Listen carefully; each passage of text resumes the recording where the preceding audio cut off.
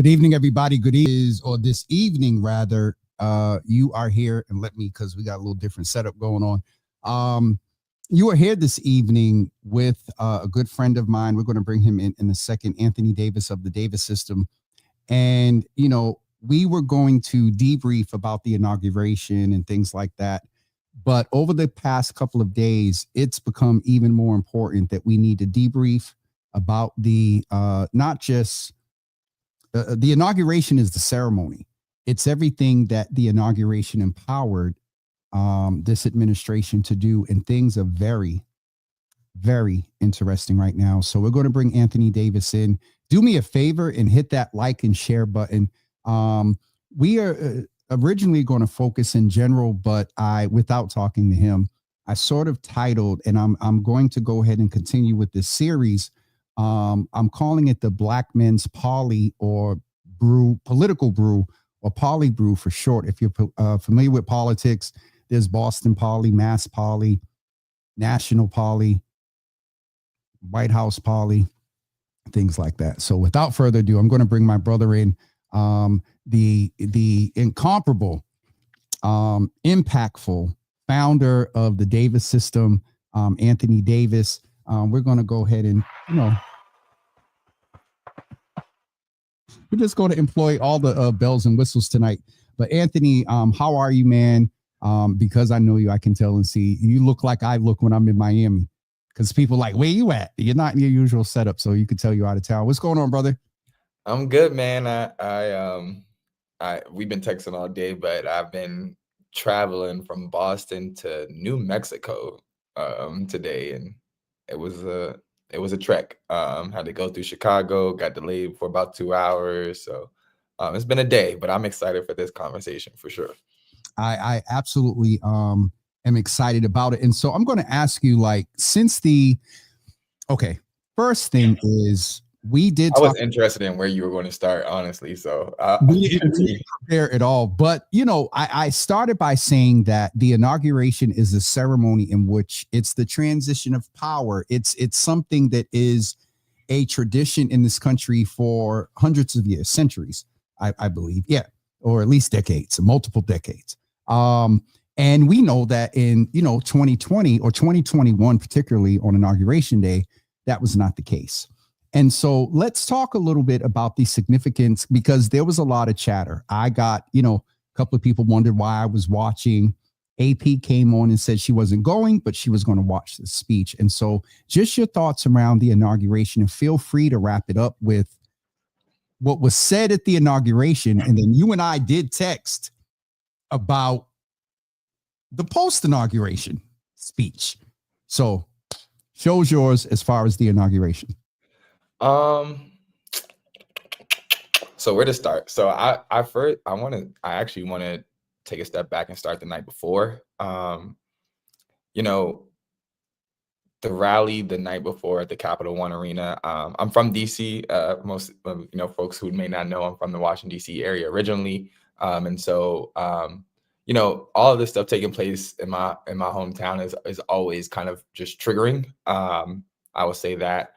But the rally that happened the night before, I didn't sit and watch that. I knew I would have to watch enough the next day. But I did see clips of it. And, you started to kind of see just how 47, as we're going to refer to him probably throughout this call, throughout this chat, how 47 really was taking a victory lap at a time when, and I mean, this goes into the next day of the inauguration as well, when he should have been being presidential, should have been rolling out an agenda, should have been focusing on, obviously, putting too much onto his plate, but focusing on uniting the country. Yeah. He was further being divisive.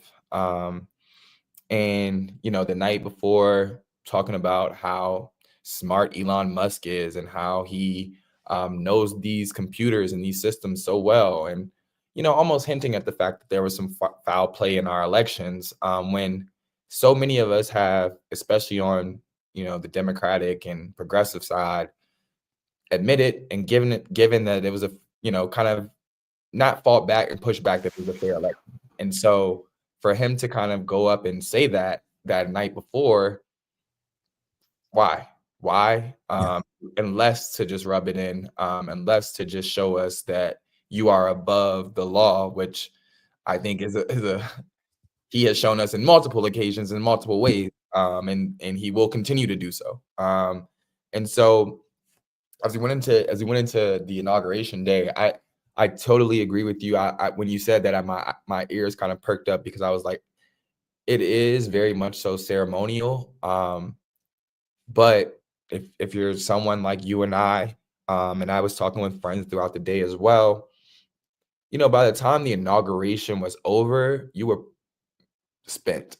You were exhausted. You were tired. You were mentally exhausted and tired about, "Well, what the hell does this mean for the next 4 years of my life?" And furthermore, how quickly will some of this stuff start to hit? And I mean, we're going to talk about it, but we're seeing immediate effects on people's lives. And so, you know, I think that the night before, this, kind of all of the pomp and circumstance of the morning of the inauguration, the speech of the inauguration, the speech after the inauguration, That's the one. was to exhaust us. It was to cause us to be overwhelmed, to cause us to be fatigued, so that by the time he got to the desk and was signing those executive orders that night, people like you and I aren't necessarily as tapped in. We are exhausted. We're overwhelmed.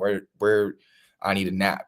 I need to watch something funny. And I felt all of those things after watching it. And so I think we have to realize that obviously this is all, again, ceremonial, but there were added things to overwhelm us, to cause us to be fatigued with the whole thing.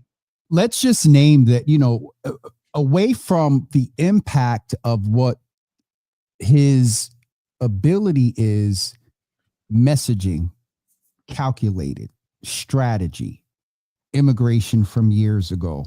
I venture to say that now we have to also wonder if the original, and let's just keep it 100 in every space that we can, he was the original person that called for the ban of TikTok.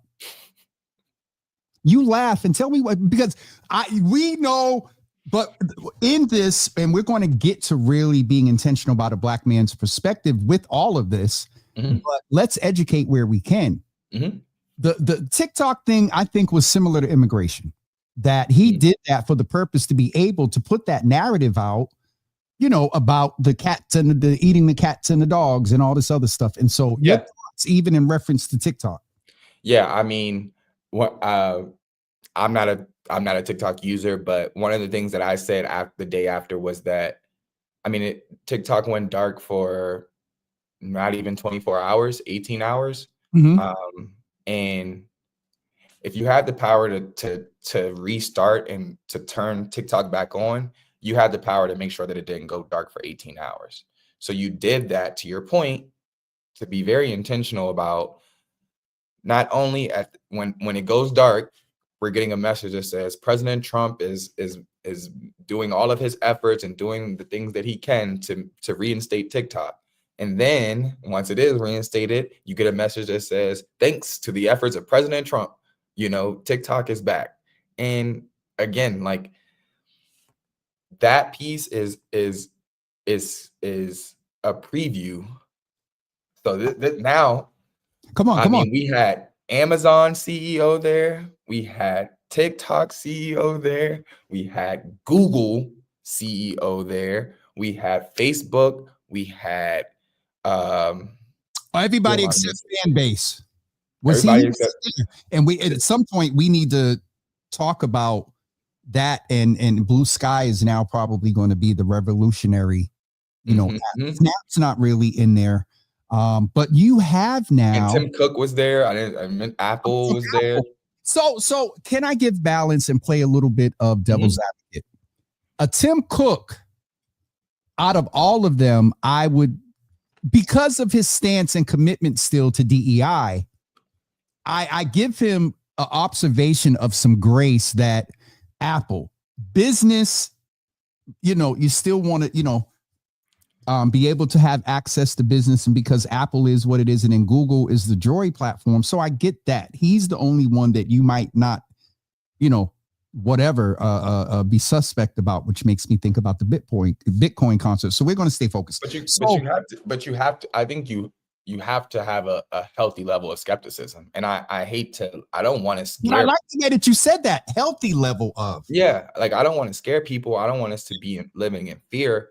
But I think we have to, at the end of the day, all of those companies rely on government subsidies. They all rely on funding money from the government to run their businesses. Yeah. And so while Tim Cook can make a strong, and Apple can make a strong stance on DEI, him being there and eventually knowing, we're seeing DEI is what is coming. The Trump administration is first and foremost on their initiative platform, is to come for all types of DEI programming and funding.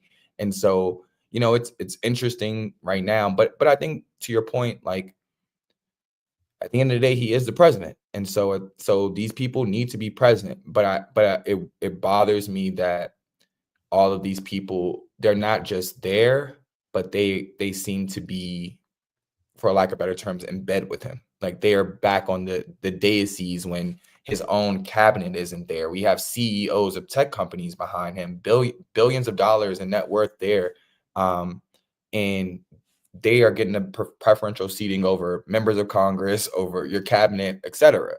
And let's name seating in events like that. Come on, we move into political.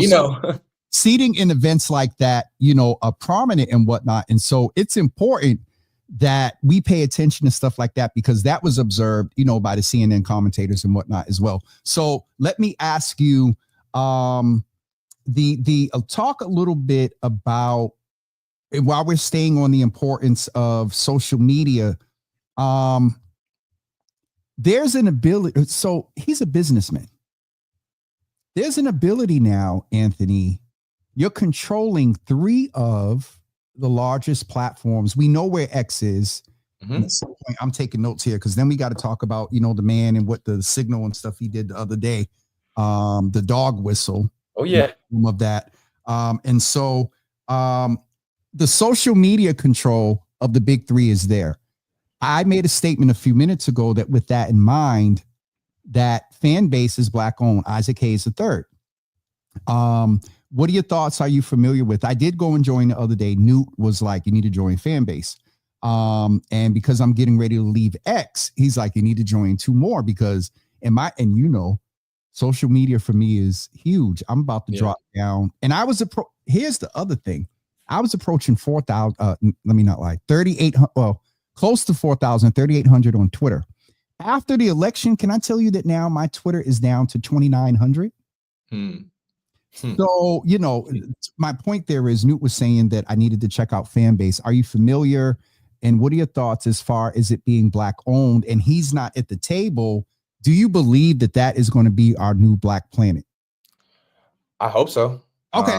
I think one of the things that I think even before this week, like that I've been talking with a lot of friends who are organizers and strategists about, is the need for us to have a Black owned social media that we can control, that we, can have our conversations on and feel safe about. And I think that, this is something that we've been needed, but, I'm glad that we have it. And I think that we need to do a better job of kind of publicizing it, because I honestly I didn't know about it before this conversation. And so. Really? Yeah. Okay. Fan base is definitely, hold on. We just still want to acknowledge, there's a lot of people in, but we just want to acknowledge, someone who's in the room. Hi, Aaron. Hey, wifey. I chatted with Aaron a few minutes ago, and this is after dark. So I could tell she wasn't, in the crib. I said, oh, let me not start. But no, to that point, we definitely, I'll end this sort of part or segment here with this, Anthony. I walked through this house and I wondered, where are the Black billionaires and millionaires, your Oprahs, your Jay-Z's, who can within 6 weeks create a Black Amazon, create a, Black, the guy from Shark Tank, the brother that took over Fubu. Any thoughts on, do you think that the revolution in the social media or even media or entertainment space, do you think there's going to be a conglomerate of Black billionaires and millionaires that counter? That's a really good question. They should. Uh, I can't say that I feel confident that they will. yeah.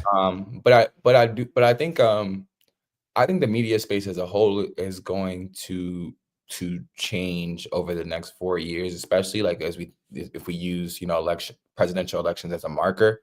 Yeah. Um, I think in this election cycle, we saw a shift from the importance of kind of linear television and your traditional media outlets, from your CNN, your MSNBCs, like um, you know, uh, uh, Kamala Harris did an interview with Fox News and uh, you know didn't do as many numbers, didn't do as many impressions, didn't do as many views as Donald Trump going to talk to Joe Rogan. And that's on YouTube, a podcast. And so we we're seeing this shift in the media space. And I think if anything, we need to see these Black millionaires and billionaires investing in that space. They need to invest in people like you. They need to invest in people like people with platforms like Native Land Podcast. I love their platform. I love all the content they put out. But That's a we good don't. segue. Not Yeah, segue, but we're going to get to them. Sorry. And I got a fun fact for you about Nate. Is that Angie? What's her name? Angie Ray? Angela Rye. Yeah, and I know Daniel does the theme song. If that's your fun fact. Boston's own. Boston's own. Opening for Native Land Podcast, and we'll clip this up and make sure that this gets out there. No, I'm messing. And so you said they should, and I hope that they do, because I'll be honest. When Bezos, who I think owns also Washington Post or one of them, decided not to endorse, the editorial board, everybody that was going to endorse Kamala. There was a movement, and shout out to Senator Liz Miranda. She canceled her Prime account. Now, we're business owners. Let's keep it 100. We pick and choose when we are going to be radical in our revolution. Yeah. And I haven't picked Amazon yet. Well, I think we need alternatives. Go ahead. That's the other issue right now, is that for the Black billionaires that you're calling out, it's like, I haven't seen the financial divestment from the Amazon, or even the willingness to even do it for a day or two, to say, like, if I was to start this Amazon, all of my people are going to use my product versus Jeff Bezos. And I think that ends up being the issue. So that's why I say the media space is the one to invest in, because your people, your audiences, what audience you're investing in. And so if, even like, Shannon Sharp's podcast, who, has a bunch of corporate sponsors, has a bunch of, he gets great guests, etc. He's limited probably by what he can and cannot ask people, what he cannot talk about, because he has DraftKings, because he has corporate sponsors. And that's Black owned media. Those are Black people in media spaces everywhere. Abby Phillips on CNN, like, I feel that sister sometimes. Like, I know she want to go in sometimes. Yeah, like, I know she want to go in, but it's like she can't, because she's on traditional linear media. And she doesn't have the backing or the investment in her to start her own platform, which could do crazy numbers at this point. She's built everything she can from CNN. If she was to launch her own platform, backed by Black billionaires, invested in, she could not only have her own content, but she could have other creators on her platform as well.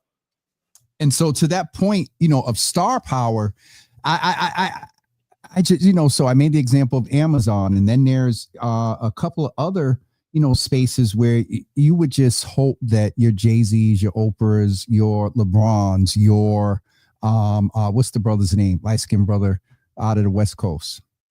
Basketball. Christian, he's married. Matt Barnes? No, the little popular like Steph Curry. yeah, him. Sorry. I'm tired. Anthony. So I just okay. Star power, I think, is a good segue into, and we're going to go back to native land because we were definitely going to talk about some of the policies.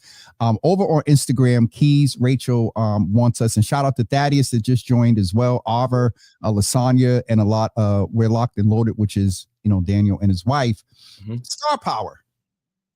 A few nights ago, Anthony, there was an event that featured some stars from your body language. There was some star power in the crypto space. Thoughts? I mean, it's that space is something that I'm not well versed in, but I will say that it's very interesting to see how he is manipulating that market. With the meme coins, and then she came out with a new one today. Melania got one now. Yeah, and Barron has his own. And side note, the media's obsession with Barron Trump. Oh my gosh, that on Monday, that was annoying for me alone. Just that piece of their obsession about how he's next in line, how he looks so presidential. This is not a political dynasty that's about to start. Political dynasty and what's the word? Succession. Political. Go ahead, Anthony. I'm taking notes. But back to the other pieces. Like, I was listening to someone talk about the crypto piece the other day, and it's just like, this stuff has no financial backing to it. It has no financial worth. And so, yes, I did. And so, it's just another get rich quick scheme. He is personally benefiting financially from becoming president. Like, he's benefiting from these coins. This isn't him. This isn't the president. This is him as a businessman benefiting right now. Did you hear what he said? What country was he talking about? Not Russia, Jong, or one of them. And he said they have nice shoreline, nice shoreline on camera in I think it was the reading room or something. It wasn't in the Oval Office. And he said, nice shoreline, condos. He said, so the ethics and the thing, Anthony, that we are without. Let's do a little quick lesson. There are 3 levels or 3 branches of government: executive, judicial, and legislative. Executive is which Trump is under.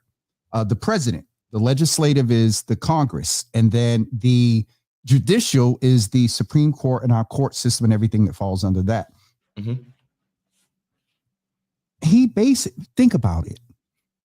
He basically, knowing you, when I say something, you know where I'm going, and then I know what the smirk is. He got control. You said basically, he does. Well, basically, he does. He has control of all 3 via the appointments, oh Jesus, good God. So the checks and balances aren't there to hold him accountable for the ethics around coins and crypto and all this other stuff. And so I don't know if we finished the whole thing around star power and got all of your complete thoughts about the 3 folks that I will ask you particularly about one, and then we'll go to the ethics and the 3 branches. Did you see what Soulja Boy said about Kamala? Oh, you've been busy. Soulja Boy got on live and was upset because people were at him as being one of the star power, and literally said that B did not win. Anthony, I see when you started talking about star power, I didn't even know where you were going with it, but I'm talking Soulja Boy. Snoop Dogg. I know who you're talking about now. I know Rob Bass, whatever his name, Rick Ross. I almost said Rob Bass. But yeah, Snoop really, like, that one. I'm not gonna lie to you, that one really hurt me. Did you? Because what he said about and not even just that, but it's just like, that's Unc, bro. Like, that's Uncle Snoop. Like, for me, it's like, as a generation growing up, like, we look up to that man, and it's like the way he's been able to, and a lot of people say, like, there's a reason he's been able to get into all these spaces and still be authentically him, because he's trading here and there. But man, that comment by Soulja Boy that's insane. That hurt me so bad. So star power, final thoughts there, and then I mean, I think ability. the other thing about the star power piece, and I'll leave it here because I did want to touch on this, just because the title of tonight's episode, it's not ironic to me that it's Black men. And it's disheartening, but it's not surprising to me. I think that we have a tendency to, especially, affluent Black men, they're going to be good one either way. And so while they may have endorsed or supported Kamala on the trail, or maybe they didn't, they still stand to benefit from Trump being president. And I think it's similar to just like the conversation we were having earlier about Tim Cooks. It's like, at the end of the day, people want to protect their interests more than they maybe want to make a statement. And to me, that is, how much money could Donald Trump have offered Snoop Dogg that made him say, like, I'm going to forego my values? I'm going to literally go against what I said 4 years ago. Like, is there, for me, I've had this conversation with friends. It's like, would you wear a MAGA hat and take a picture with Trump for $1 million? No, I don't care. No. You have to have values that are a little bit stronger than dollar signs. And I think that we're seeing kind of just like the isolation of men and Black men specifically, leading to them becoming a lot more selfish and less community based. And Anthony, let's go down that road with the Black Men's Brew, political brew, about that you came on and we talked about the exit polls. We talked about the DNC, and I also want to give you an opportunity to repeat what you did when we did have that session. And you named that there are prominent Black men in politics in the DNC and whatnot. So I want to touch on that too. But I did that intersection thing with Carlos, and how he broke it down with me was he had me break it down just as a man and then as a Black man. And so I want to go a little bit back to that. Generally, not mass Dem party or whatever, but generally in this country, as a Black man, do you, Anthony, feel seen? Yes or no? No. Okay. Presumably, because we're both in being men, Black men, same experiences. Presumably, I can probably name 5 things that you'll shake your head and then you may add. Why do you say no specifically? Away from politics, just I mean, we know politics. I think I feel like do I feel seen? No, because to me, Black men are, I think Lau just said it very well. We are seen as something that is valuable, and we've always been seen as that. We can trace that back to slavery. Our work has always been valuable. It's always been, how much can we output? And even when we see Black men, like, I mean, I look at the city of Boston specifically, and I see Black men leading in a lot of different sectors in a way that, like, that is unusual in this country. And in this city, let's keep it 100. And it's very rare. It's becoming more of a norm, but it definitely hasn't been that. But I still don't feel seen because our issues at large are not spoken to. I feel like our value within the family makeup is not talked about enough and valued and spoken to. Like, when they want to talk about Black men's issues, it's about incarceration and about businesses. It's about criminal justice and about business, economics, and sports. And sports. Yeah, which is economics. Economics is, and it touches and definitely, like, a lot of Black men can be seen in those things, but it's like, why are we never talking about the Black man in the family, you know, family structure? Like, we're never talking to our issues within being family men. We're not talking about our issues. You know, we don't even speak to uh, our faith walks. You know, Black men are very spiritual. We are very, you know, we come up and we are raised in spiritual households, and so we we don't get to like talk about that. And then once you do get into the political realm, even less can your religious self show up. And I this is, you know, you asked me, do I feel seen? So I'm going to talk about it specifically from my Yes. perspective. Yep. This is something that I struggle with being someone who's in politics, is that, you know, your faith is something that you almost are asked to leave at the door. And it's something that, you know, depending on what room you're in, you can maybe mention it, but it's almost taboo to talk about. Um, and as Black men, that is, I mean, for me specifically, that's a major part of who I am. That's a major part of my makeup. And if I can't be in spaces and talk about that and not be shunned, that kind of causes more isolation. And I think right now, what we're seeing is that Black men, because we aren't spoken to, because, you know, there's an, I don't want to say, I don't want to say an overemphasis, but I think that, you know, Black women ultimately are, they are outpacing us in terms of education, in terms of now, you know, job opportunities. And, you know, with all of that happening, it's causing Black men to turn into themselves more and more and more. And I think as we continue on a more larger on a larger scale level, to not have Black men representatives, not to have Black men who we can really look up to and inspire to be like, that aren't athletes, that aren't rappers, that aren't, you know, actors or musicians or blah blah blah, you know, celebrities, then we don't we continue to lose more and more Black men, and Black men continue to feel, you know, less seen. I agree, and I think more than ever, just in my man and being a Black. Well, let me back up a little bit. As a man in this country, as a male, we're seen because we're dominant, and as a Black man, all to everything you said. Um, there is the additional perspective of the intentionality, Anthony, that we were aware of. We turn it on ourselves, which is a level of isolation. And in this time and era, it goes back a little bit to your point, different perspective, but same with social media.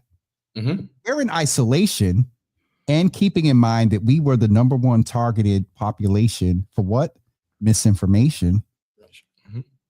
That political, it now goes between the psychosocial. Poly is a part of the social, but it now skates on the lines of political and the psychosocial piece, and how, again, I think there may be some intentionality there too, with your Joe Rogans and with that, and I'm just thinking about this in real time, that the intentionality of the red movement with Elon behind it, with also this hyper, because now Zuckerberg is also being called out for his hyper, and I think people are saying toxic masculinity.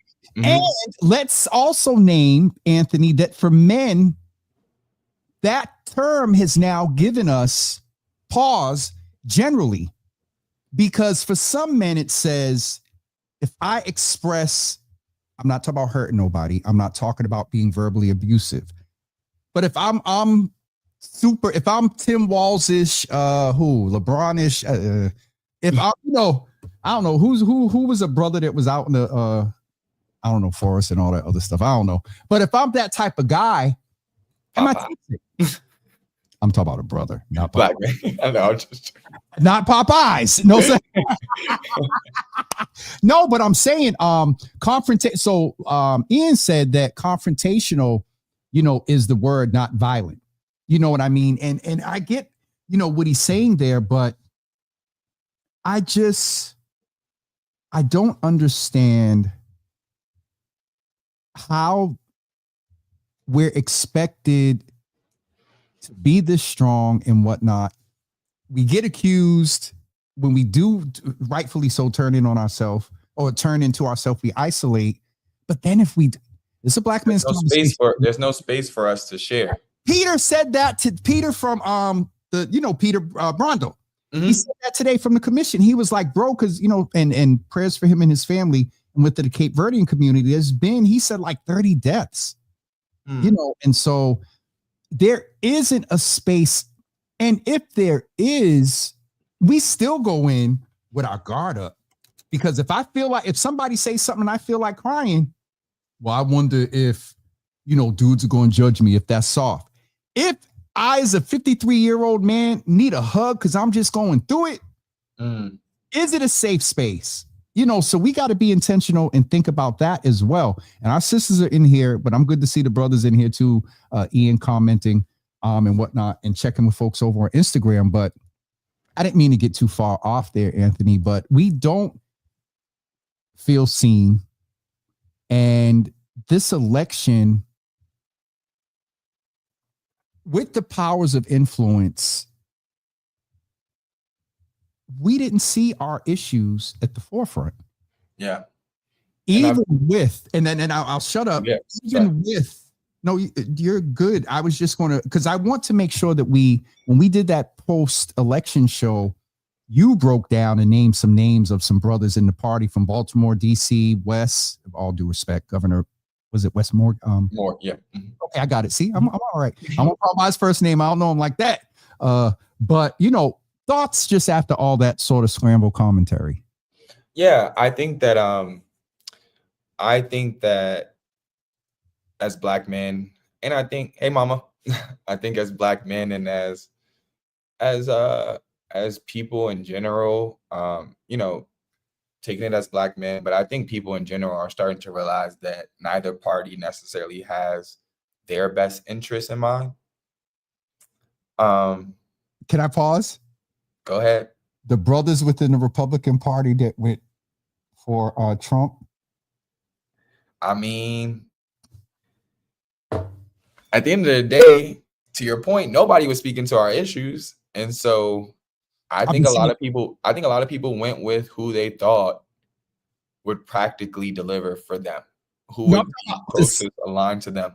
I'm talking about the senators and the prominent black men that were walking around on the floor and ain't got they none of them got any appointment except what's his face. And well, anyway, that's fair. But you saw that saw that black minister on stage quoting Dr. King at the end of the damn inauguration. That was very intentional, and he was the one who went the most viral of anybody at the inauguration. Of anybody that spoke at the inauguration, he was the one who went viral. Not an accident. Not an accident. It was intentional to have that black man come up there and preach like that. Black man from Detroit. At the end of the day, that's Michigan is a place that Trump made. He won Michigan. He didn't win Detroit, but he won Michigan. And so that was intentional to bring a black man up there to represent. Thank you, black man. He said, the man thanked black people specifically. He thanked Donald Trump said, thank you, black and Hispanic voters. We're going to finally deliver on Dr. King's dream. This is after dark. So he's being forwardly intentional, attractive to black men, but harmful behind the scenes. And we're not seeing because any I don't want to anyone informed, familiar with history and black history. I don't want to get in trouble. But the C with the O and an N ending with a Y word of that, it ain't even a performance. Disrespectful theatrics. So I didn't, for some reason, at that I don't know when I logged off. I guess at the Benedict. I did. It wasn't meant. It wasn't meant for me to see that, I because had to, because I was like, I I see mean, her get up and that was it. And then I think I cooked or something. the whole program was white as hell, and Yeah. so I thought it was interesting that in the benediction you decided to have both a Was black he last? pastor and a Muslim pastor, a rabbi. He had multiple faiths represented, which is, to me, again, very intentional about, I'm gonna this is the way I'm going to this is the way I'm going to look like I'm uniting the country. I want to, at the end, your last image is going to be that there were black people on this stage, even though there Was wasn't a damn black person the whole time. was he the was the brother the last one that prayed out of the three? Did he close it out? No, he didn't. Oh. But did you see the footage of Trump watching him when he prayed? Oh yeah. Trump. He looked like, go, my boy, good old boy, good old boy. You did what we asked you to do. There's another word that was probably in his and some of them others' mind sitting there. Uh-oh. He said, hold on. Hold on. We know Orange Face knows what he is doing. He is doing. One of the first things I texted you was like, why he looks so orange? He did. And then I looked.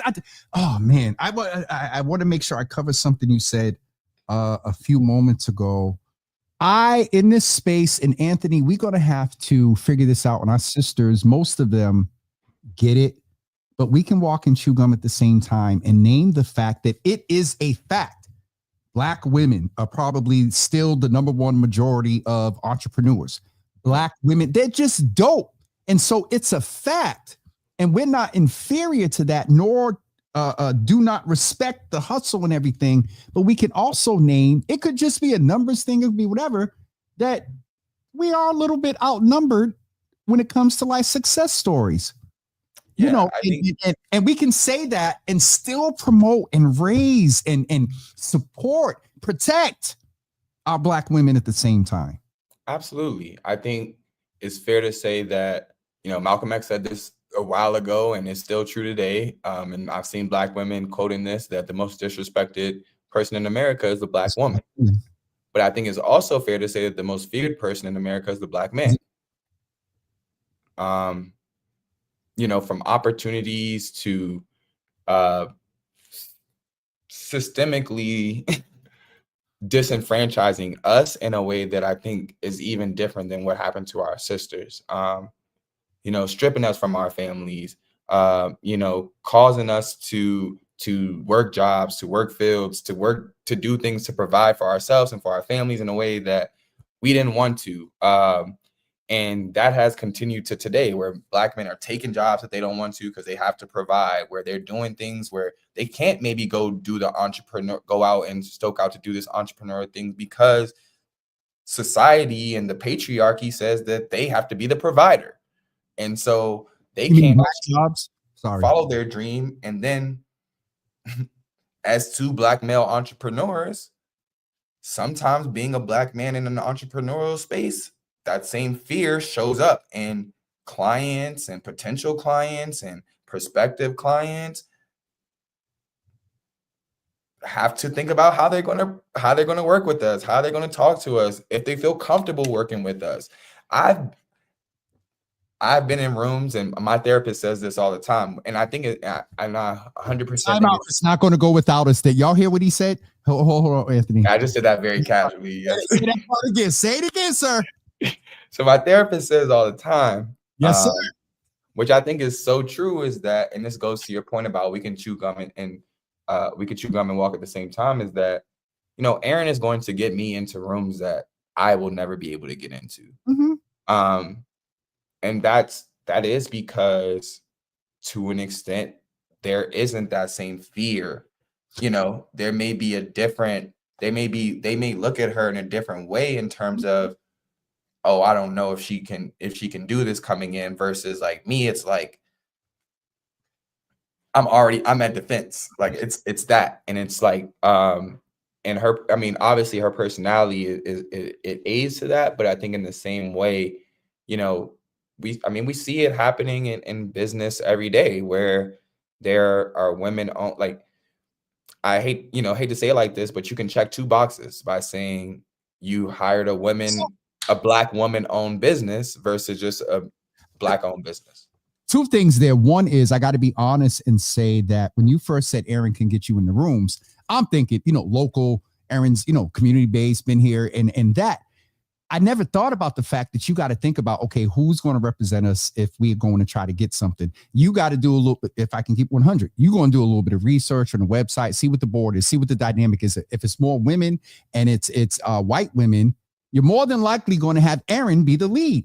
I need y'all to understand that this is some of the things, the mental and the processes that we got to go through as black men. The other people don't have to ever think about the others. Our counterparts don't ever have to think about this at all. The other thing I want to ask, and I'm being intentional tonight, Anthony, about not talking about one of my intersectionalities, but I'm going to ask you something, and please answer honestly and whatever.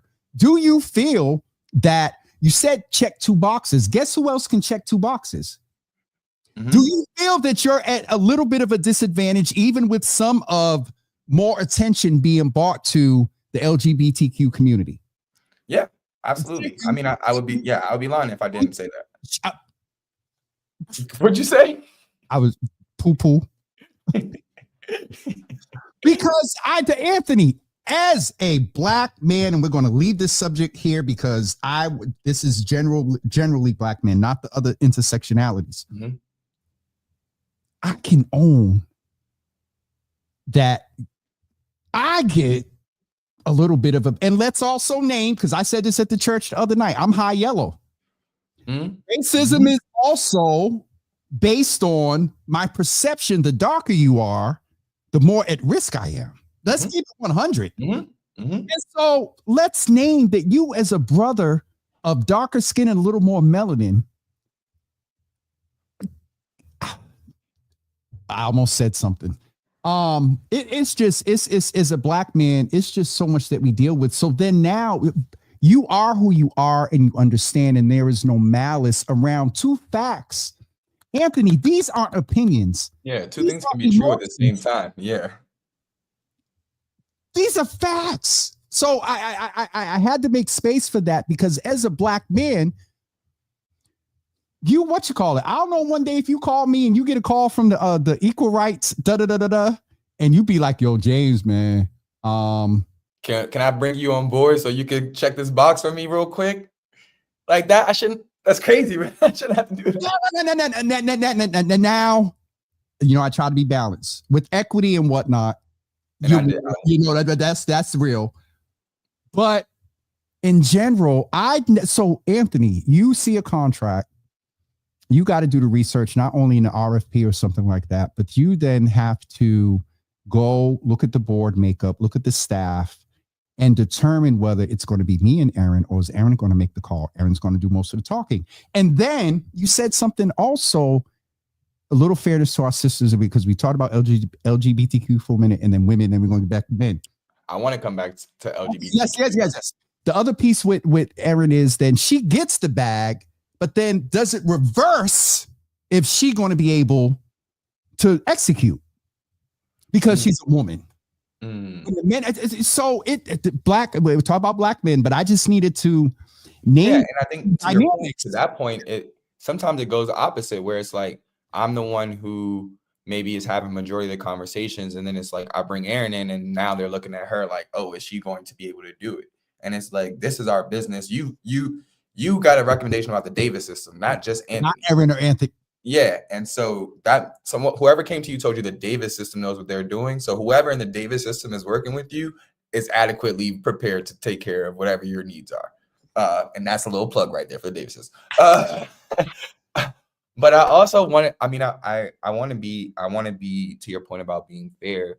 I also want to come back to the LGBTQ piece and also Black women piece, because again, we see right now the DEI is under attack, and I want to just name that on the federal level, we see employees as of this week, people who as of Monday at noon were getting let go because they were a quote unquote DEI hire. We see now that they're doing merit-based contracting when it comes to we're doing merit-based contracting when it comes to contractors for government contracts. Merit-based, Wow. which means now that there's no quota for making sure that there are representation of businesses. Merit-based is now going to be who is more allegiant, And who is whiter, who is more male, who is more cisgender. Like there's going to we know what they're describing. They're distracting us using some of these terms, but we know what it actually means. And then we also see that now federal workers, especially like when I think about my hometown of Prince George's County, Maryland, right outside of DC, there's so many Black people who work for the government, who live there and are living beautiful lives because of that, who are now going to be potentially fired from their jobs, if not already fired from their jobs, because now there's going to be a policy requirement on job applications that you essentially just say, what are your politics to have a federal job? And they're also trolling. They're going to troll people's social media. Yep. And this was, Jesus, God help me today. We haven't said it, but for everybody that didn't believe the notion around the correlation between Project 2025 and what's going on now, I'm going to say it. We told you so. I'm also going to get out my system to the large percent of our Latino brothers and sisters that voted for him. You may vote for him and can speak English. Try to go to the White House website, Spanish website right now. Try to look for social media from the White House in Spanish. I'm sorry. And to the people, Mother said, love to shout out her. Whose name is it? And then here come Ian. He said, it's y'all name. He's a husband, so he knows. He looking out for you. But I mean, let's just name. We need go back to the space piece. We need to figure out how to create spaces, even if they're virtual. I did Man Cave in 2020. Folks came on Zoom. Brothers were allowed to smoke, drink, be on camera. They could talk and not have the camera on, and they talked about, folks' spouses learned different dynamics of their loved ones during the COVID. And the brothers, oh God. So, I just want to talk about that space piece and just close it out, and that we'll figure something out, because there's Yard Time that does that, and he's looking to expand some of his stuff. Anthony, before we get ready to wrap up, because it's close to 9, we talked about native land. They did a wonderful piece to where I'm just going to check Instagram to make sure we have comments. And Darian, good Pops is in the room. Oh, he said, if it looks like a duck and quacks like a duck. Well, Shuggy Duggy. I don't know if you remember Anthony. I know that. All right. Anthony got an old soul, y'all. All right. This is what I'm going to do. I'm just trying to make sure, because it's on my Instagram, and I don't want nothing popping up. I want to ask you. Go ahead. We're going to switch roles for a minute. Just one question. Uh-oh. Which executive order, if you have one, was the one that I'll say pissed you off the most? I don't even have a more articulate word right now. The ability to go into schools and churches. Mm-hmm. That for me, for ICE. For ICE. So did you hear? I saw that in Boston. And I hit let's say it. Please say it so people who are watching know. Maybe everybody who's watching doesn't know what happened. Let me let you know that I showed up in East Boston today, and they didn't show up at a school or church or a hospital. They showed up and went knocking door to door. Now, MS-13, I get it. That is on his agenda, and that is a very active, so I get it.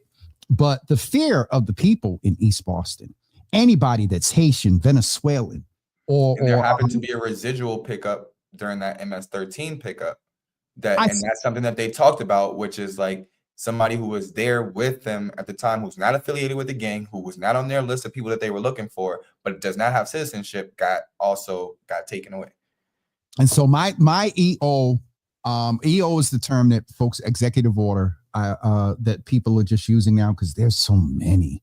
The one that really pissed me off is the one about giving them the ability to go into Department of Justice. It may not be. Let me correct myself.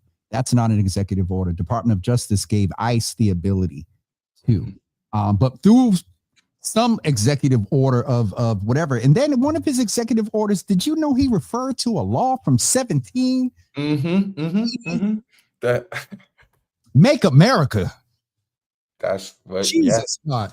So we're talking about executive orders. Good segue, brother. I thought you was going to ask me something and put me on the hot seat. No. So Rachel, we did. Oh, wait a minute. She said Market Basket.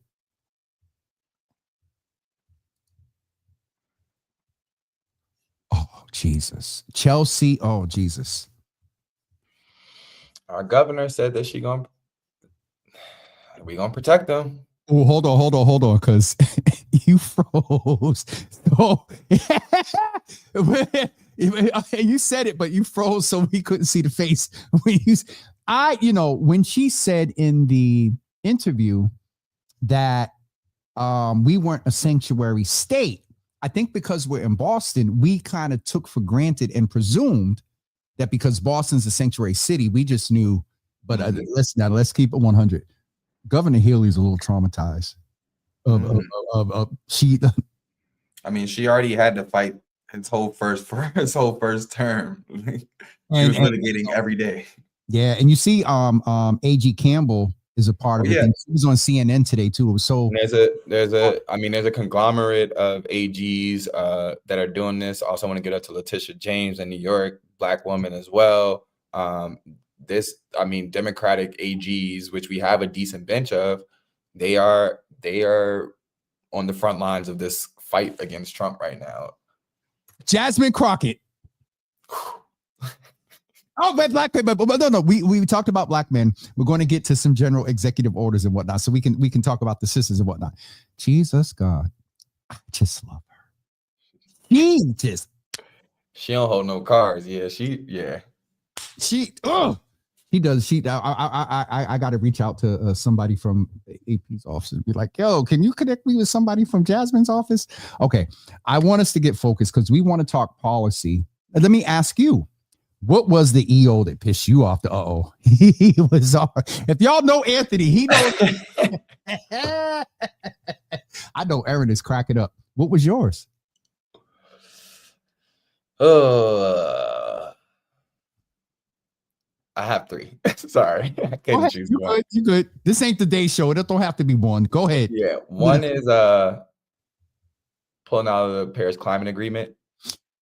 World Health Order. Sorry, go ahead.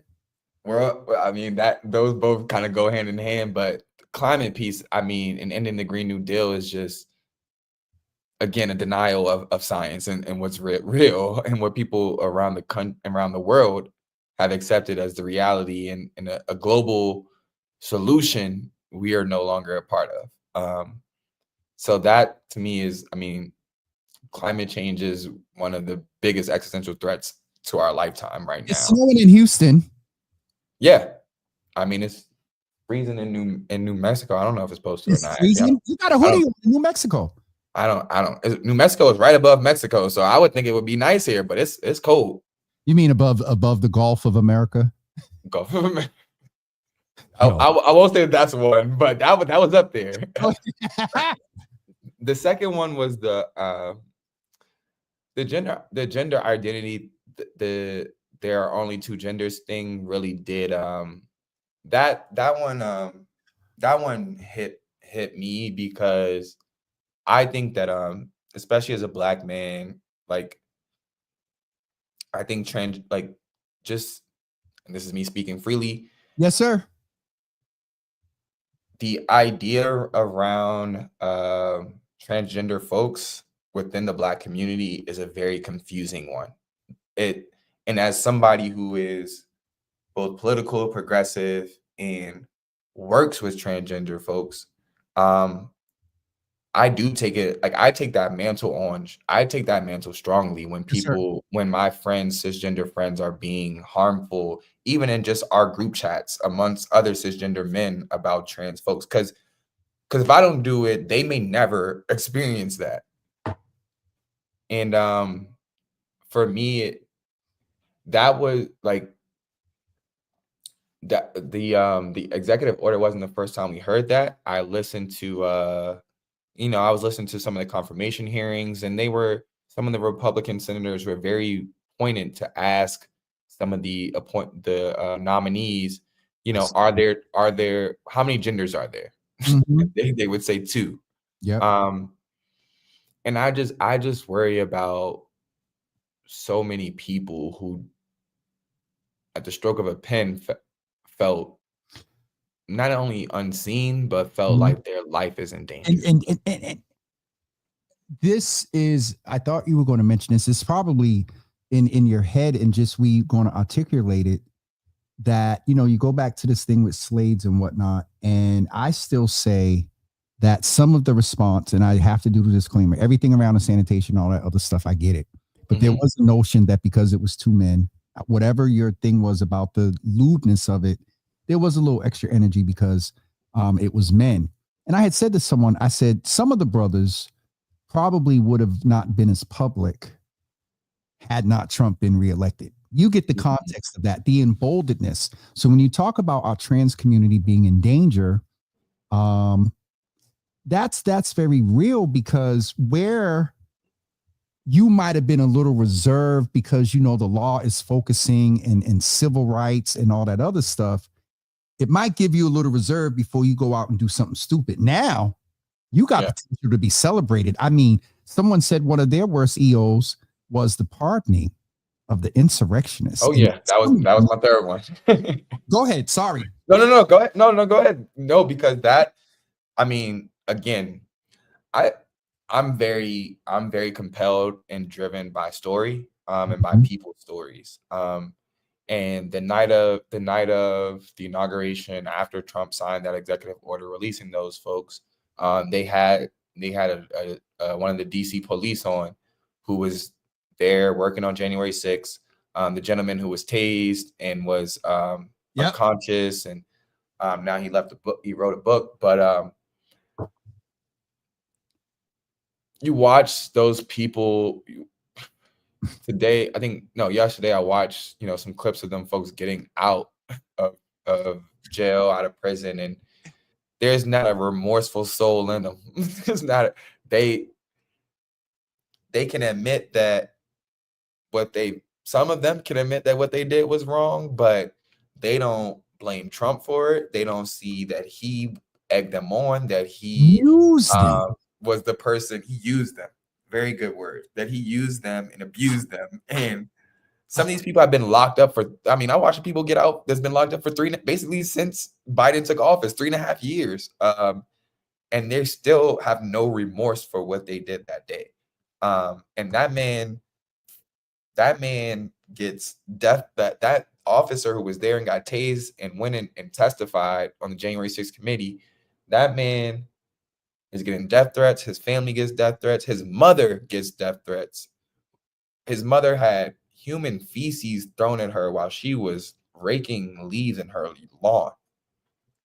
See that The hate runs deep in these people. Like that's the part. That's the part that's scary. Is that, and that's why I say even for trans folks, like I'm scared because the hate runs so deep, and they all, when I say they, this is funny. Like I watch Blackish a lot, and Lawrence Fishburne always says, when I say they, I'm talking about the white man. Mhm. And so they feel emboldened to do his bidding for him right now. Not just them. When you come to the trans community, within the Black community, it's a different risk, because if you get busted, the reality of, and it's after dark, some brothers, the reality of after the nuts bust, it's like, oh, wait a minute.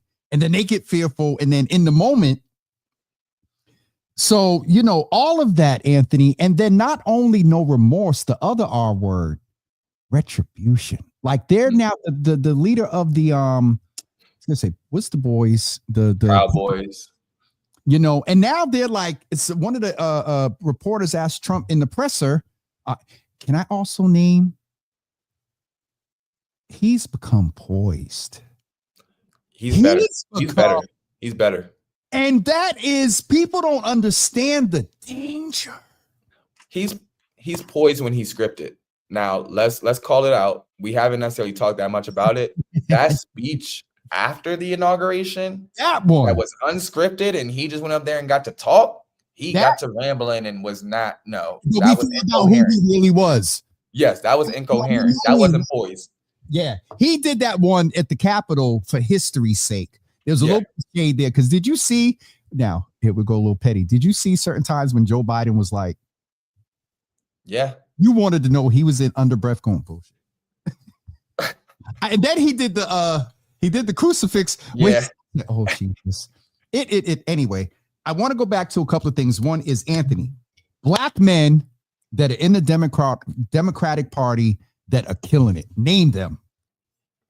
Governor Westmore in Maryland is always somebody I start with. Senator Raphael Warnock in Georgia, but he made a kind of controversial vote today for this Laken Riley Act. But I get it, I get it. As a black man, senator in Georgia, your constituents, and Laken Riley happened in Georgia. And so I get it. There were 10 Democratic senators who also voted for the bill, so he wasn't the only one. Okay. We could bring it local to Chris Worrell. We could bring it to Brian Worrell, Henry Santana here in Boston. But then on a global level, on a national level, we have Maxwell Frost down in congressman down in Florida. We have the two Justins in Tennessee who are in the State House, Justin Jones, Justin Person. And Baltimore, what's his name? Sorry. The mayor of Baltimore, Mayor Scott, Brandon Scott. That's my dude. We got even down in Mississippi, we got Mayor Lumumba, who's the mayor of Jackson, Mississippi. We have black men, Senator Booker, Congressman Clyburn. When we start to get into people who have been in position for a while, but it's still just a handful. It's still just a handful. And if you ask me to name black women in Congress, even just in Congress, I can give you the list would go on and on and on. And I think that one, there are more black men who are in Congress, who are serving on a federal level that we just don't know about, who don't get the platform, who don't get a chance to speak at the DNC, who don't get a chance to serve as a surrogate for Kamala Harris. And they rather bring Spike Lee and celebrity black men. Like I was in Philly, they bring in Michael Ealy, he don't know what the hell he's talking about. But of course, who's that? Black women going to respond to Michael Ealy. Who's Michael Ealy? You know who Michael Ealy is from Michael Ealy was. Don't tell me. I want the crowd. I want the the reaction now, live reaction. Michael, is it L-I-L? I think E-A-L-Y, I think. Oh, no. He's not an elected official, and he shouldn't be up there speaking. And so like even him is just like, when it comes to black men, we tend to go celebrity and think that they are better in touch with the regular black male experience, and they're not. Like at the end of the day, not the everyday. Like so LeBron James cannot relate to what you and I are going through. Steph Curry cannot relate to that. Quavo from the Migos can't relate to the lives that we are living. And so even President Obama, for all that he is and all that he represents. I said that early on. He's well out of touch now. He's extremely out of touch now. When 2008 Obama, he knew what was going on in the street, but 2025 Obama, that man don't know what's going on. So let's call a spade a spade. As Elon Musk's daughter said today. What did she say about him? About the salute. So Elon has a trans daughter, first of all. Found that out today, doing a little bit of research. And she said, let's call a spade a MFing spade. That's what she actually said. On Twitter? Yeah. Hey, glory. Thank you, Jesus. Right there on Twitter. I felt that. Sorry. Not But she was speaking to the salute, the gesture, and she's saying that people are trying to write it off and say that it was something else and blah blah blah. But we know what the goal is right now. He's on a global. That man is he's on a global mission for white supremacy. Let's not get lost in just what he's done here in America. He's doing this in other parts of the He's world the right now. richest man in the Richest world. man. He has the pull to be able to do it. Let me show based on that there for anybody that's questioning. Can I just say that did you see the ADL statement? Yes. Defend like almost in yes.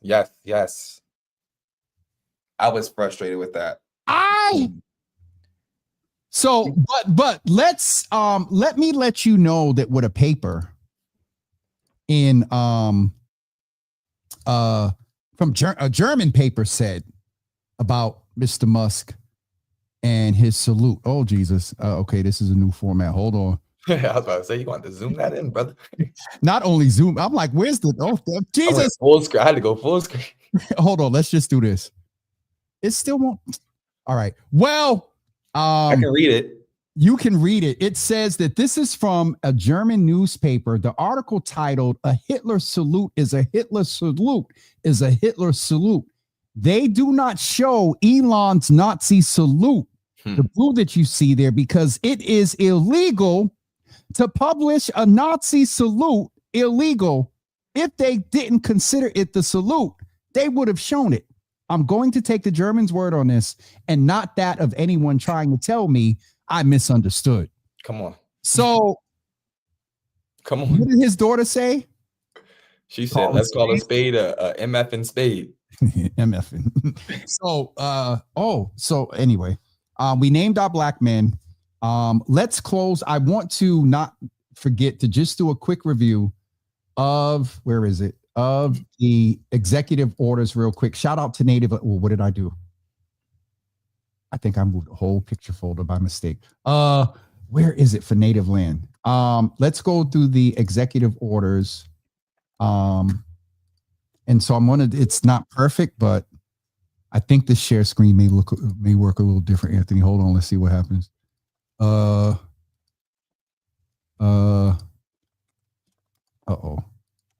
What does it do? I don't like it. I don't like this format. So can you see it? Mm-hmm. Okay. So these are the executive orders explained. Why won't it? There we go. Trump's day one orders.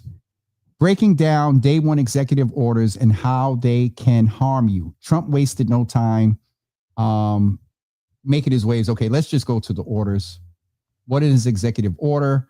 Anthony, real quick, tell folks, basically the president has the power of the pen to just sign anything in the law. To create laws, to undo laws as well, and spend money without Congress's approval. That part. It can be challenged in the courts, but as we mentioned earlier, he has control of the court, so we doubt it will be. And so here is the one: eliminating federal DEI programs. Trump shuts down federal DEI initiatives. That's one. Thoughts there, Anthony? We talked about it a little bit, but that's just I think in this slide, like the what does this matter to us thing piece is so important. Like it's 1,200 federal employees at risk right now, and those are Black and brown people. A lot of them are women and that are losing their jobs. Anthony, I made a mistake and went over to Instagram. The ADL basically defended someone asked to highlight to enlighten them. The ADL basically defended Elon's salute, Nazi salute, the other day. All right, schedule. Now this one, I used to be in a federal employee. GS11, General Service 11. That's a 13, 11. I made it up to 12. Anyway, that was the General Services. So this Schedule F basically does what? It gives Trump the power to to make decisions based on their political affiliations. So this is what we were talking about like you will have to basically declare what is your political stance. Mm-hmm. The federal employee. That is ridiculous. Okay, let's go back to the share screen. Which is that was one of the highlights of 2025 was that they were going to replace federal employees with loyalists. Like they told us that plainly in Project 2025. For anybody that is oh my, I just can't believe, and I'm what now. Here's the petty part of me. We got to be careful, Anthony. I'm watching some of the folks that are just in shock about some of the things being done.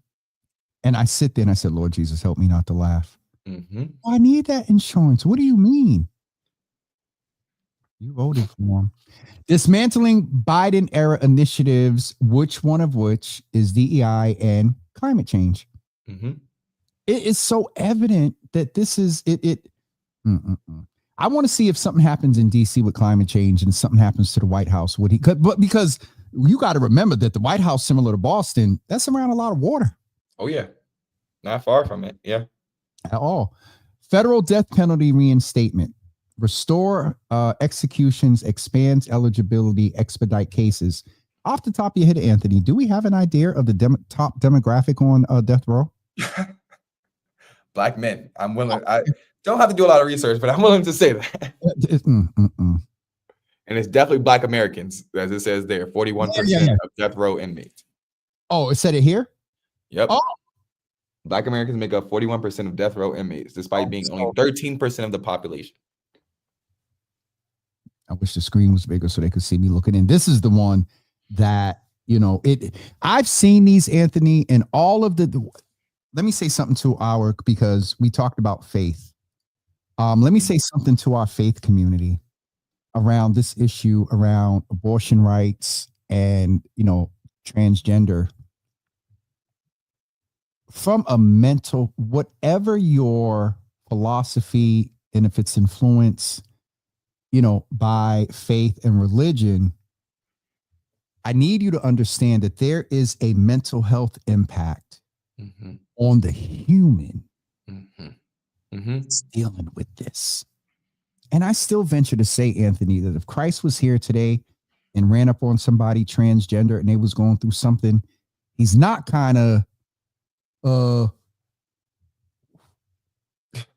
we never saw Jesus checking anybody's qualifications in the Bible. He never had to nobody ever had to qualify for a miracle. Oh wow, you got me in my bag. Hold on now. Thank you, Jesus. Okay, let's stop here because I preach on Sunday. So, anyway, Anthony, at one point on that thing, my shoulder said, I said, okay, God, not right now. Let me hunch down. All right, Anthony called a preach real quick. Okay.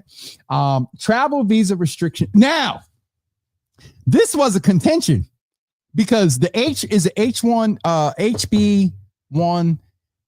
When I used to run the fellowship, I had to do some support to get the certain doctors their work visa for the fellowship.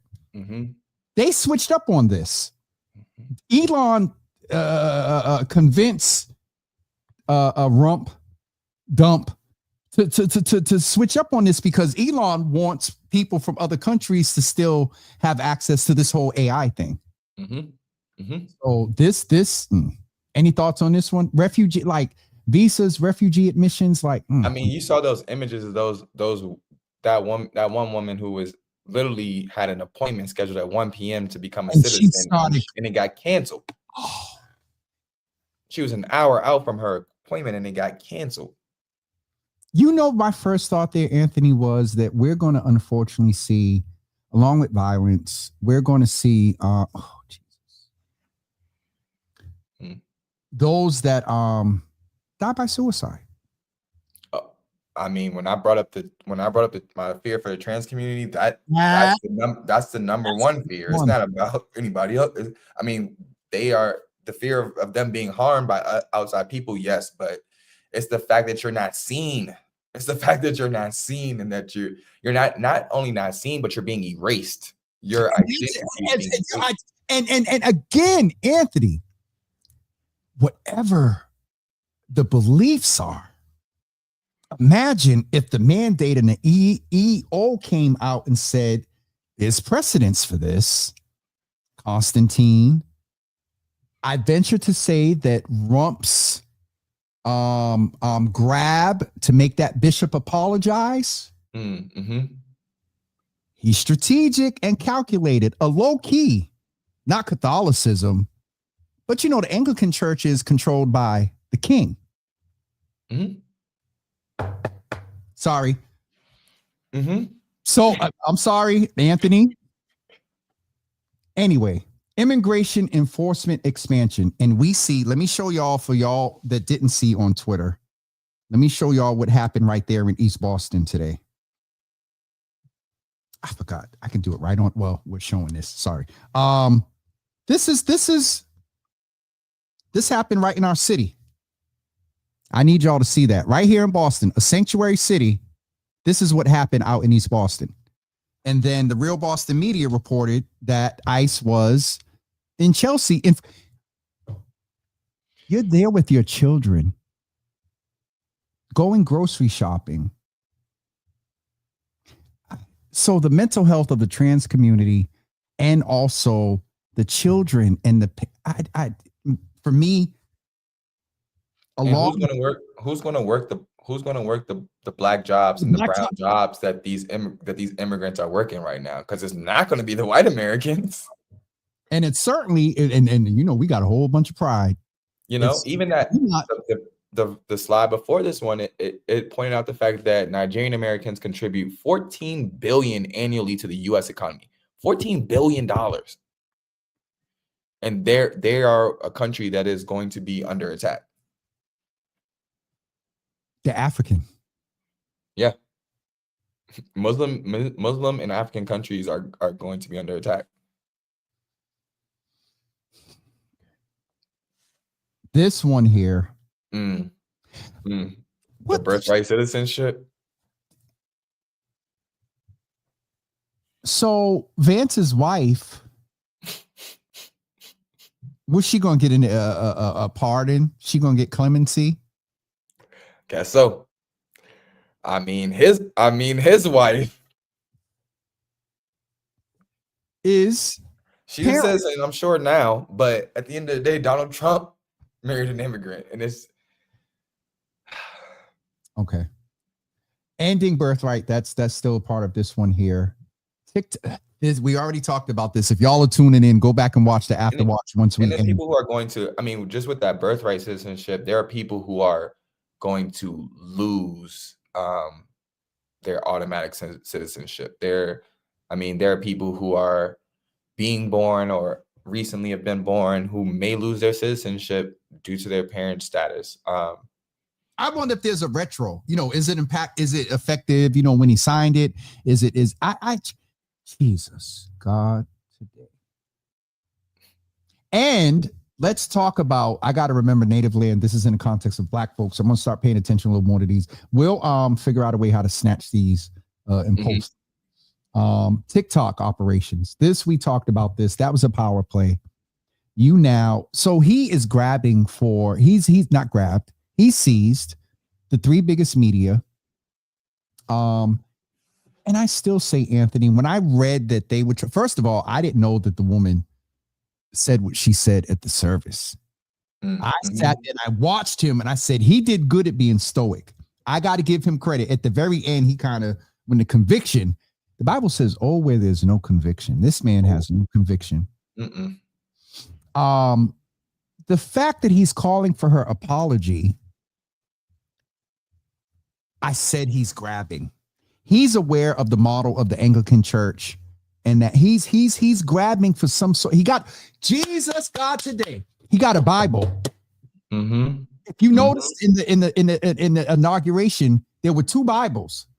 There was a Bible and that little brown one on top. I venture to say the Trump Bible. Yeah, probably. They ain't put his hand on either one of them. Well, that's what somebody said, but I didn't. You know, because I was paying attention to the fact he was not inaugurated by 12 p.m. And I was like, I'm waiting for somebody to say that it don't count. He was, notice they rushed and they didn't wait for his family to come out. They finished Vance and then they bought him right out. Yeah. But they didn't wait for Melania stepped anyway, but it was at 12:02. But so I didn't see, he didn't put his hand on the Bible. No. Where all you right-wing white evangel? Sorry. All right. So TikTok, we talked about that. It is what it is. Free speech. Nearly 60% of Black-owned businesses use TikTok for marketing and for business. So again, it's coming. These things are coming for us.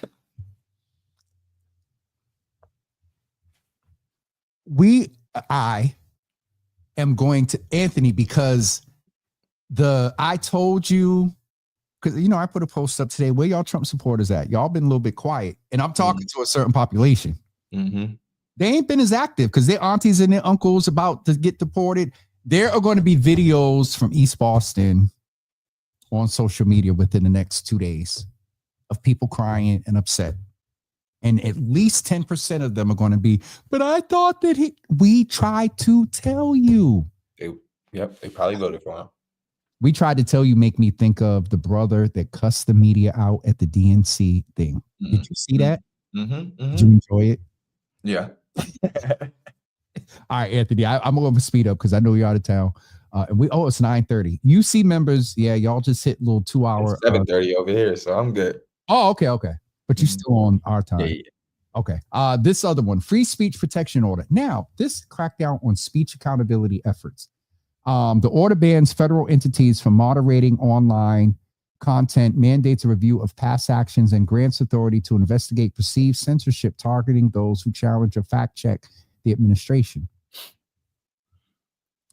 Meta, X, TikTok. Do we know who owns Snap? Is independent of those three, of the big three? I think so. Why?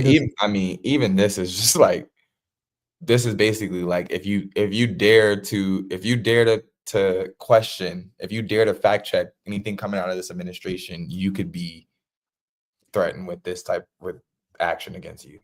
Wait a minute, say that again. Wait, hold on. Let me reread that. This for individuals? I assume it applies to individuals and probably the media as well. This order allows investigation into those moderating misinformation, silencing fact checkers of false narratives. I think this is on the online mandates review past action. The past actions is ridiculous. And grants authority to targeting those who challenge or fact check the administration. That's the part that.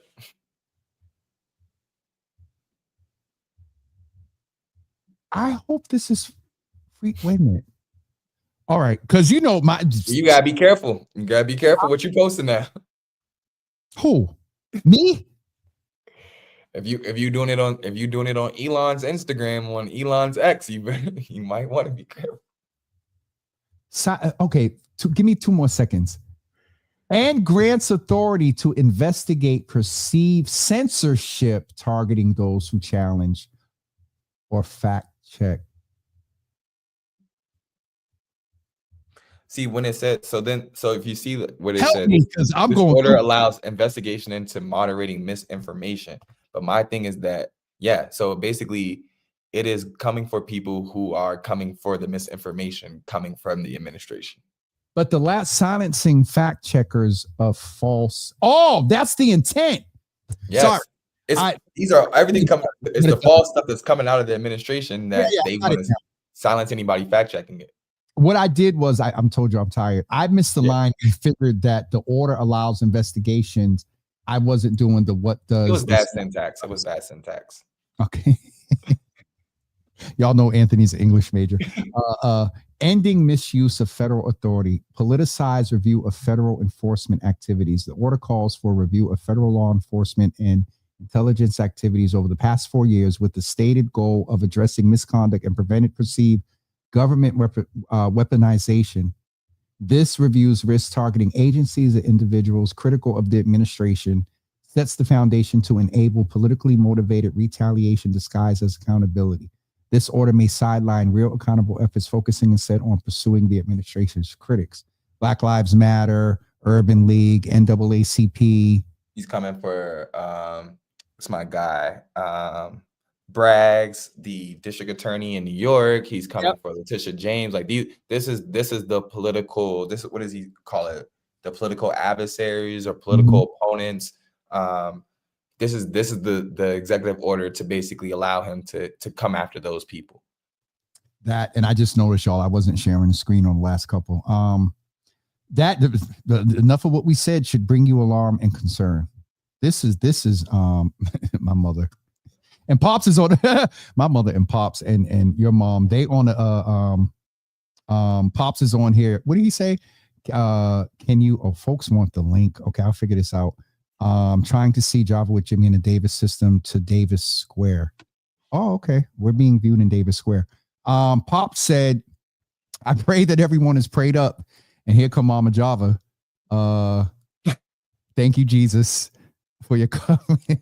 I mean, Anthony, faith right now, we had a world pandemic. America is at risk of a dictator. I'm just, yeah. Okay. Closing thoughts, sir.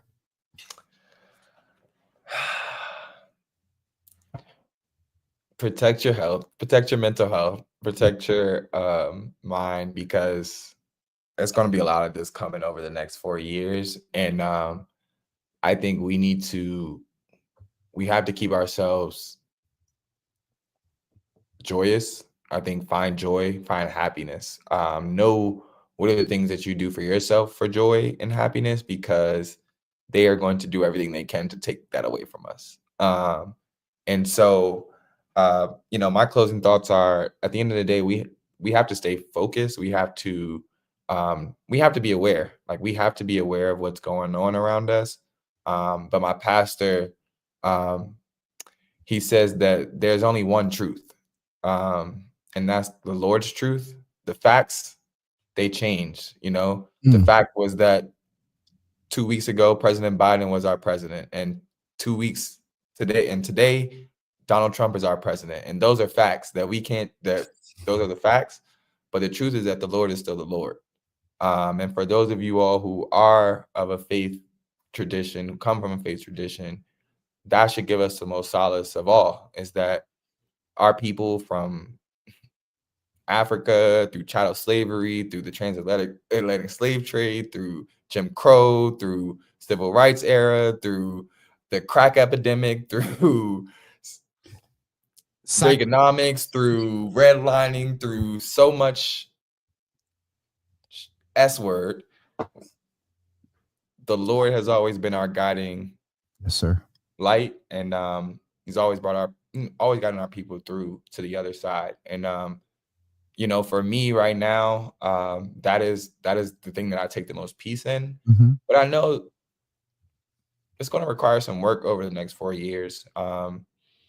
And I think that we can easily allow ourselves to get overwhelmed and try to do everything, but figure out what your niche is, what you can do to be a part of the fight and against the resistance, and rely on your other brother to do their part. Don't allow yourself to get burnt out trying to do everything. And that's, like, I'm talking to myself as much as I'm talking to anyone else out there. As we've already talked about, there's attorney generals, there's the ACLU, there are other legal organizations that are putting up the fights right now in the courts. Literally, as soon as he was filing those executive orders, they were filing court. They were filing court cases. And so there are protections that exist, even though the government is not it right now. The branches, he has control of all of them, but there's still resistance going on. There's still a fight going on. And I think the last thing is that pray for the conscience of the Congress. I think that that's such a loaded statement, but at some point we are going to end up having to rely on them to have some type of conscience. And these appointments, the confirmation hearings are a preview as to how far Congress is willing to go to back Trump and just be behind him, especially the Republicans now they have this majority. And the fact that the guy that they put up for attorney general, who just had all of the allegations, et cetera, that they had to replace him because Republicans said they wouldn't vote for him. Huh? Not Hegseth, the guy who didn't even make it to the confirmation. What's his face? The little eyebrow. Gates. Is it? Yeah. He got the Trump plastic surgery. Yeah. There's a whole Trump template for plastic now. Sure. Melania started it. Sorry, go ahead. I'm being petty. Nah, but those that was an example of Congress having some type of conscience. A little bit, yeah. But if Hegseth gets through, I lost a lot of faith in them having that conscience. The sister-in-law came out, and I think she might be there was a little buzz today about like some of these are like nah, bruh. You know what I mean? It should be too damning for him to get through, but. And homegirl that's going over, that's probably going to get confirmed for attorney general. She's a problem. She's an election denier. I mean, these people. See the clips from her interview?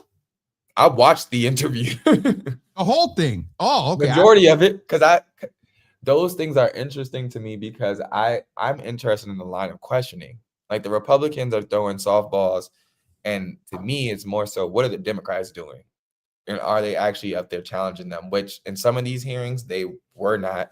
Marco Rubio got, the fact that he's already confirmed just shows how easy his process was because that's one of their colleagues. They've worked with him for years. And he's going to get that political respect whether than, ultimately, he probably is one of the most qualified people who've been put up. So it's not a surprise, but I think it shows the priorities and just kind of how they are about to move over the next couple of years. I am trying to find a tweet I put up the other day because I'm a little disappointed with the Democratic Party. I was hoping, Anthony, that Uncle Joe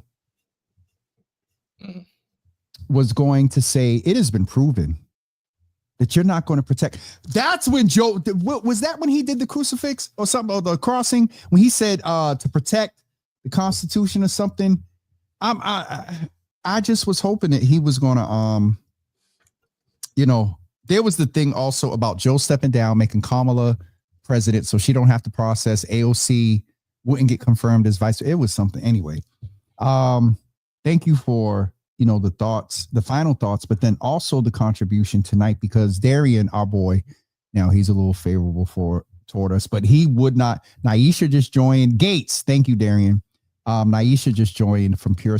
Naisha, we need to figure something out with Naisha of Pure Spark, because bruh and sis. Anyway, she's doing a interview with me soon. Good. We're going to have to really stay focused. And you said something before with the faith piece, and as AP says in the African proverb, when we pray, move our feet, and that's what we have to do. So I'm going to let you go. I'm going to close out. I can't find the Black Joy video that I want to find, Anthony. It must not be meant for me to show it tonight. I don't know which one it is. The karaoke one. I don't know which one you got. You got named. One, but I'm going to show Asia singing. I forgot about that one. And if she's watching that, she was on recently. She commented and everything. Oh God, yes, Ma, he's still on the throne. Erin saying good night. She off to her. She outside. We outside tonight. Oh, last thing, Sexy Red and Bernice King. Who? Black people gotta stop playing with MLK Day, man. We gotta stop. We gotta stop. I get it's a holiday weekend. I get it, but we gotta stop being disrespectful. The bandana and the wave caps and the party flyers with him on it. It's like, we get it. We know what the weekend is. We know who it's for. You don't need to put the man in a You don't need to have Sexy Red twerking on him in order to get the message through. So I'm all with Bernice. She clapped her. But did you see the little? Oh, I almost said something. Did you see the little woman that was defending Sexy Red on Twitter? Did you see the responses to her? I don't know if I saw the responses. They got it. They got it. Oh, they caught. And my tweet was, if we lost, was a tweet. Okay, Anthony, get out of here. Go check in on Erin because she's being accountable and letting us know. Here you go. I only had one drink. All we said was outside. We didn't say what you was doing. Right. So now you snitching on yourself. Conviction. Oh, I'm going to get a text at some point tonight. All right, brother. I love and appreciate you. Safe travels. Thank you for everything that you do in being an asset, not only locally, but nationally as well. And if some of these local candidates know what's good for them, they would secure the Davis system quickly before he's snatched up nationally or snatched up by. So anyway, Anthony, I love and appreciate you, brother. Love you too, brother. Go Commanders. Who's them? It's the Washington football team. We are in the NFC Championship this Sunday. Act like you know. I mean, I do know. Hold on. Uh-oh, wait a minute now. This could go one of two ways because I love my sister. She's out with Luz. Oh, yeah, I know. I know. Look, I know where my wife is. I'm trying to act like you give me updates on where my wife is. Excuse me. Hey, when she said Luz, I'm like, okay, what y'all doing? Okay, Luz is going to keep her. Luz is going to keep her pretty good. Luz is focused. Okay. Not saying that Aaron's not, Lord Jesus. All right. I'm out before I get in trouble. All right, brother. I'll be in touch, man. All See right, you when you get back. Hey, everyone. I wanted to us to close with Black Joy. So there's two videos. Oh, Aaron is going to get me. I'm going to get God, Lord Jesus. So we're going to close with two Black Joy videos. One you've seen before, one you may have not seen in a while, because there was some heavy stuff that we discussed tonight. But hopefully this was beneficial and informative to many of you. And just one little quick look back at the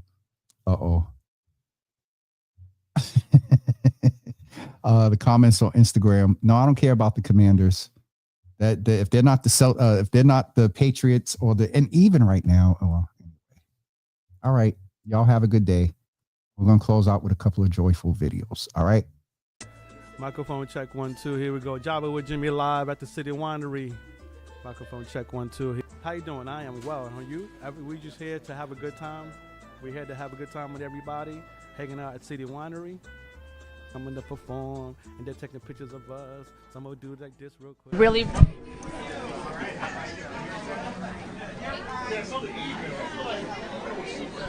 He just walked through the shot. I didn't see that. Yeah, just sorry. That's going to be a good blooper. Can you start over? Sorry. Hey everybody, this is James Jimmy Hills, host of Java with Jimmy. I'm here with our soon-to-be City Council President Ruth C. Luigi. We're going to do that over. Okay. How excited are you to be here tonight for their second anniversary? I am so excited, so excited for the Davis system. They have really come a long way, and all the work they have done in just 2 years. It's just... Come on.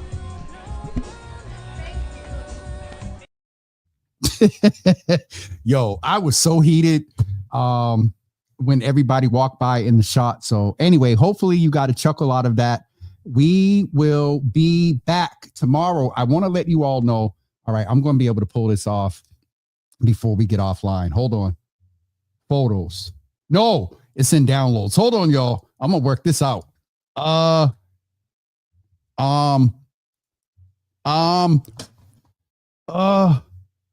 think this is the one. Yes. Ladies and gentlemen, tomorrow. Oh, come on. Sorry. It's a picture, not a video. Ladies and gentlemen, tomorrow afternoon at 12 noon, we are going to continue the conversation about adjusting to a new normal. We have the privilege of speaking with the Honorable Senator Elizabeth Warren. She is coming into the Java Cafe. Did I put 10 a.m.? Jesus Christ, it's not 10 a.m. It's at 12 noon, so I got to do the flyer over. Senator Warren is at 12 noon, y'all.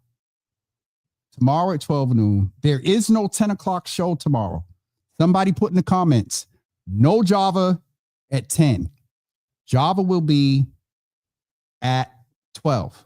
All right. 12 noon tomorrow. Then also at 8 p.m. tomorrow, we are also speaking with Brother Mario Rodriguez about his journey as a black man. We got 2 black men that we're conversing with this week. And so don't forget tomorrow at 12 noon, Senator Elizabeth Warren, adjusting to a new normal. And also tomorrow at 8 o'clock, we will talk with Mario Rodriguez about his journey. And then nothing on Friday. We'll be back on Monday at 10 a.m. So, all right, guys, thank you all for tuning in tonight. And we'll see you tomorrow afternoon. Don't forget, y'all, tomorrow afternoon at 12 noon. Peace, everybody. Thank you for tuning in.